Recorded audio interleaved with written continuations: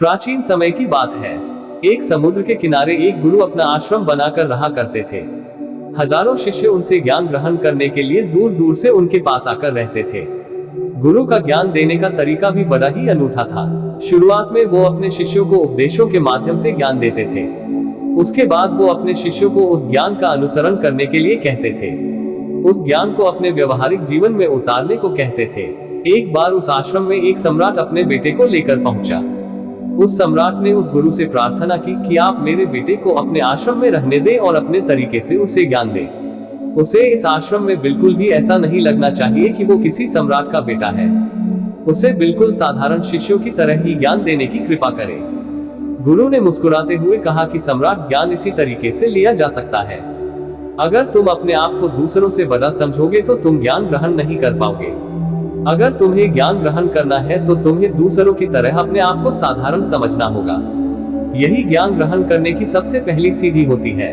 तुम निश्चिंत रहो, आज से तुम्हारे बेटे की जिम्मेदारी मेरे कंधों पर रही। ये कहकर गुरु सम्राट के बेटे को अपने साथ लेकर समुद्र के किनारे टहलने के लिए निकल गए। आश्रम के बाकी सभी बच्चे उस सम्राट को देख रहे थे।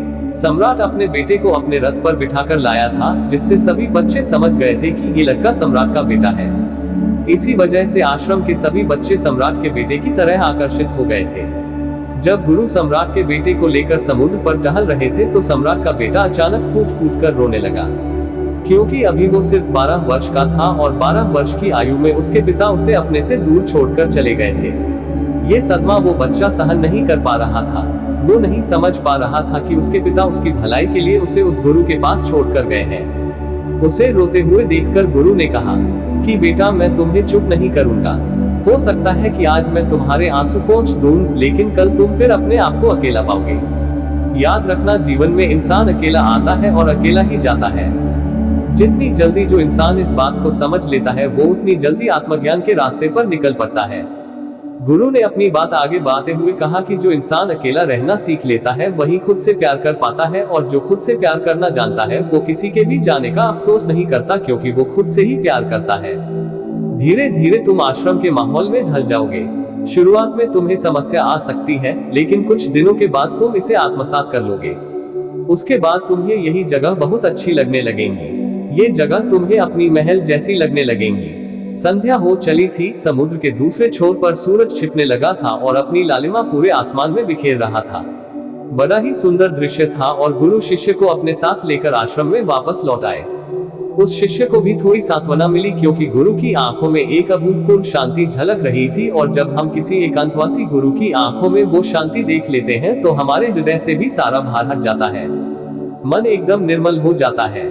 जब सम्राट का बेटा रात्रि का भोजन करने के लिए भोजन कक्ष में पहुंचा तो आसपास के सभी शिष्य उसके पास आने लगे। उन सभी को पता था कि ये सम्राट का बेटा है और अगर हम इससे दोस्ती कर लेते हैं तो उससे हमारा बहुत फायदा होने वाला है। यही सोचकर आश्रम के ज्यादातर ने उसे घेर लिया था। बस कुछ बच्चे जो अकेले रहने का महत्व समझते थे, जो दिखावे में विश्वास नहीं करते थे, वो उस सम्राट के बेटे के पास जाने की बजाय अपना पूरा ध्यान खाने पर लगा रहे थे और एकांत में बैठकर अपना भोजन कर रहे थे। कुछ दिनों के बाद सम्राट के बेटे की आश्रम के ज्यादातर बच्चों के साथ दोस्ती हो गई। अब वो आश्रम में उन बच्चों के साथ घूमता, उन्हीं के साथ अपना ज्यादातर समय बिताता। आखिरकार सम्राट का बेटा था, सुख सुविधाओं में पला बड़ा था। आसपास बहुत से दास औरत आसिया होते थे। आसपास अपने मित्रों से घिरे होना वही दिनचर्या उसने इस आश्रम में भी अपना ली थी। ऐसा नहीं था कि गुरु को ये सब पता नहीं था, पर गुरु उसे अलग तरीके से ज्ञान देना चाहते थे। बच्चों को ज्ञान आप उपदेश देकर नहीं दे सकते, उन्हें साक्षात्कार कराना पड़ता है। उसके बाद उन्हें वो बात समझ आती है जो आप समझाना चाहते हैं। गुरु को ये बात पता थी कि अगर मैं इसे बोलकर बताऊंगा तो ये कभी समझ नहीं पाएगा। मुझे ऐसे दिखाना पड़ेगा, इसे एहसास कराना पड़ेगा कि अकेले रहने से ही तुम अपनी शक्तियों को जान पाओगे। ये सीख देने के लिए गुरु एक दिन उस शिष्य को अपने साथ एक पहाड़ी की चोटी पर ले गए। पहाड़ी पर पहुंचकर गुरु ने उस शिष्य से कहा कि अब तुम्हारा ज्ञान पूरा हो चुका है, बस एक आखिरी रात तुम्हें यहाँ पर बितानी होगी। उसके बाद अगले दिन शाम को मैं तुम्हारे राजमहल में तुमको पहुंचा दूंगा। वो बच्चा तो ये सुनकर बहुत खुश हो गया कि अब मैं वापस अपने राजमहल चला जाऊंगा। फिर से मेरे दास और दासियां, सारी भोग की वस्तु ये मेरे पास होंगी। उस शिष्य ने गुरु से पूछा कि गुरुजी, मुझे आज रात आप यहाँ पहाड़ी पर क्यों छोड़ रहे हैं? आखिर मुझे कौन सा आखिरी ज्ञान यहाँ से मिलेगा? गुरु ने मुस्कुराते हुए कहा कि यहाँ पर चट्टान के पीछे तुम्हें छिपकर बैठना होगा। यहाँ पर रोज रात को एक बाज जाता है। तुम्हें उस बाज को देखना है, बड़ी गौर से देखना है, हर गतिविधि देखनी है, और उस बाज को देखने के बाद अगले दिन अगर तुम उस बाज की खूबियां मुझे बता पाए तो मैं तुम्हें तुम्हारे राजमहल वापस भिजवा दूंगा। और हाँ, सुबह आने से पहले एक बात पर और ध्यान देना है, एक चरवाहा यहाँ पर अपनी भेड़ों को चराने के लिए आता है। तुम्हें उन भेड़ों की गतिविधियां भी देखनी है। याद रखना, बाज की गतिविधि रात को और भेड़ों की गतिविधि सुबह। अगर तुम दोनों की गतिविधि ध्यान से देखकर मुझे बता पाए तो तुम इस आश्रम से हमेशा के लिए आजाद हो जाओगे। तुम्हारा ज्ञान पूरा हो जाएगा। मैं तुम्हारे पिता को कह दूंगा कि ये बच्चा हमारे आश्रम का सबसे ज्ञानी बच्चा है। ये कहकर गुरु अपने आश्रम में वापस लौट आए और वो बच्चा वहीं पर उस चट्टान के पीछे खड़ा हुआ उस बाज का इंतजार करने लगा। काफी वक्त बीत जाने के बाद वहां पर एक बाज अपने बच्चों के साथ पहुंचा।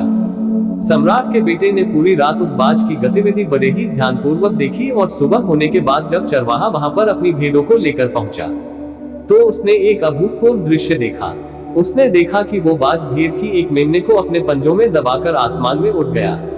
उसने उस भेड़ के बच्चे का शिकार कर लिया था। ये सारा दृश्य देखकर वो बच्चा आश्रम में वापस अपने गुरु के पास पहुंचा। इससे पहले कि गुरु उससे कुछ पूछते, उसने गुरु को प्रणाम करते हुए कहा कि गुरुदेव, आप आश्रम के सभी बच्चों को यहाँ पर बुला लीजिए। मैं सब लोगों को बताना चाहता हूँ कि मैंने क्या देखा। जब आश्रम के सभी बच्चे वहां पर पहुंच गए तो उस सम्राट के बेटे ने कहना शुरू किया कि मैंने अपने जीवन में बहुत से पक्षियों को देखा है, लेकिन बाज उन सभी पक्षियों में से सबसे अद्भुत और सबसे अलग होता है। उदाहरण के लिए एक तोता हम सभी ने देखा है। तोता बोलता तो बहुत है लेकिन कभी ऊंचा नहीं उड़ पाता, लेकिन एक बाज जो कि हर समय शांत रहता है, वो आकाश को भी छू सकता है। उसमें आकाश को भी छू लेने का सामर्थ्य होता है। जब भी एक बाज अपने शिकार को निश्चित कर लेता है तो वो उसी शिकार पर अपनी नजरें गाए रहता है, चाहे वो कितनी भी ऊंचाई पर क्यों ना हो, चाहे कितना भी बड़ा तूफान क्यों ना जाए, लेकिन उसकी नजर हमेशा अपने लक्ष्य पर स्थिर रहती है। आज सुबह जिस बाज को मैंने देखा, उसने हर भेड़ को अपना शिकार नहीं बनाया, बल्कि उस भेड़ के झुंड में से उसने उस भेड़ के मेमने को अपना शिकार बनाया। उस बाज की तरह हमें भी अपना ध्यान अपने एक ही लक्ष्य पर स्थिर रखना चाहिए। चाहे कितनी भी अड़चनें क्यों ना आए, हमें अपना लक्ष्य स्पष्ट दिखाई देना चाहिए। 10-20 अलग अलग लक्ष्यों में अपनी ऊर्जा बर्बाद करने की बजाय हमें किसी एक लक्ष्य पर पूरी एकाग्रता के साथ ध्यान देना चाहिए। तीसरी बात जो मैंने उस बाज से सीखी और जो हम सभी को सीखनी चाहिए वो ये है कि बाज कभी भी दूसरे पक्षी के साथ नहीं उड़ता, वो हमेशा आकाश में अकेला उड़ता है। इससे हमें ये सीख लेनी चाहिए कि हमें कभी भी छोटी सोच वाले लोगों के साथ नहीं रहना चाहिए। आखिरकार हम भी वही बन जाते हैं जिनके साथ हम रहते हैं। इसलिए या तो बड़ी सोच वालों के साथ रहो या फिर अकेले रहो, क्योंकि जब हम अकेले रहते हैं तभी हम खुद की ताकत और खुद की कमजोरियों को जान पाते हैं। कमजोरियों को जानकर उनको दूर कर सकते हैं और अपनी ताकत को जानकर उसका सही इस्तेमाल कर सकते हैं, लेकिन वो तभी संभव होगा जब हम अकेले रहना सीखेंगे। चौथी सीख जो हमें एक बाज से लेनी चाहिए कि एक बाज हमेशा अपनी सीमाओं से ऊपर उठकर उड़ता है। जब तूफान आता है तो हर एक पक्षी अपने घोंसले की तरफ भागता है, खुद को छुपाने की जगह ढूंढता है, लेकिन बाज ऐसा कुछ भी नहीं करता। वो खुद की सीमाओं को तोड़कर बादलों से भी ऊपर उड़ने का प्रयास करता है।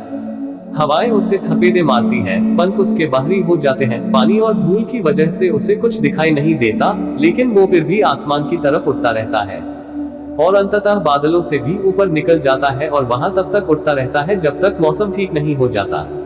अपनी सीमाओं को सिर्फ इसलिए तोड़ पाता है क्योंकि वो समस्या के आने पर उससे घबराता नहीं है, उससे डरकर बचने का प्रयास नहीं करता, बल्कि एक सकारात्मक नजरिए के साथ उसका सामना करता है। जीवन में चाहे कितनी भी अड़चनें क्यों ना आए, हमें उन अड़चनों से लड़ना चाहिए, न कि उनसे डरकर कहीं छुपकर बैठना चाहिए। बहादुर तो वो लोग होते हैं जो तूफानों से टकरा जाते हैं, कायर तो अपने घर में अपने घोंसले में अपनी जगह ढूंढकर बैठ जाते हैं। पांचवी बात जो हम एक बाज से सीखनी चाहिए कि बाज कभी भी अपने घोंसले में घास के कोमल तिनके नहीं रखता। जो तिनके एक कोमल होते जाते हैं वो उन्हें निकाल कर फेंकता रहता है।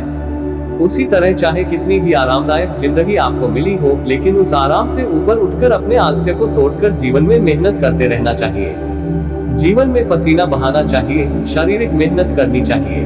अपने घोंसले से कोमल तिनके उठाकर फेंक दो और आज ही अपने आलस्य को तोड़कर निकल पड़ो।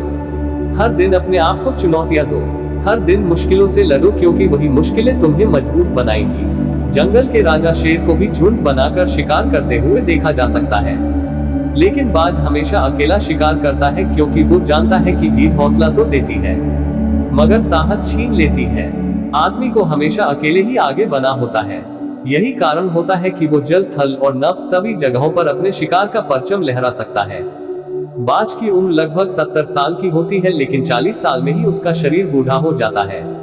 नाखून उसके पैरों में धंसने लगते हैं, पंख उसके शरीर में चिपक जाते हैं, उसकी चोंच मुड़ जाती है, उसका शरीर भारी हो जाता है। ऐसी स्थिति में शिकार करना तो क्या, उड़ने की भी हालत नहीं रहती उसकी। ऐसे में उसके पास सिर्फ दो विकल्प होते हैं। पहला, या तो वह खुद की इस अवस्था को स्वीकार कर ले और भूखा प्यासा मर जाए या किसी दूसरे जानवर का शिकार बन जाए, और दूसरा विकल्प ये होता है कि वो 6 महीने एक बहुत ही दर्दनाक प्रक्रिया से गुजरे और खुद को फिर से पहले जैसा मजबूत बना ले। लेकिन बाज तो बाज है, वो दूसरा विकल्प चुनता है।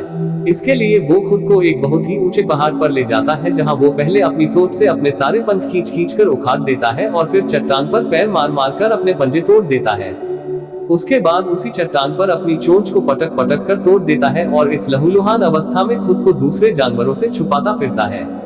अगले 6 महीने तक वो इसी दर्दनाक प्रक्रिया से गुजरता है और इंतजार करता है नए चोंच, नए पंख और नए पंचों का। तब फिर वो अपनी नई जिंदगी शुरू करता है और निकल पड़ता है अपने शिकार पर, और अगले 30 सालों तक फिर से राज करता है। इसीलिए समय आने पर हमें भी अपनी पुरानी आदतों को छोड़ना पड़ता है और कुछ नया सीखना पड़ता है।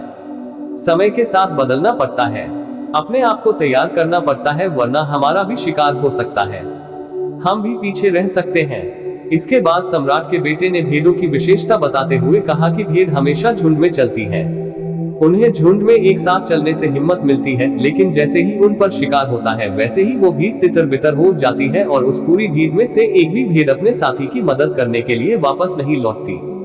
इससे हमें ये सीख मिलती है कि हमारे साथ कितने भी लोग खड़े हो, किसी पर भी यकीन नहीं करना। यकीन करना तो खुद पर करना, क्योंकि बुरा समय आने पर वो भीड़ कब तितर बितर हो जाएगी आपको पता ही नहीं चलेगा। गुरु को प्रणाम करते हुए सम्राट के बेटे ने अपने गुरु से कहा कि गुरुदेव, अगर मुझसे कोई सीख रह गई हो तो कृपया करके आप बताने की कृपा करें।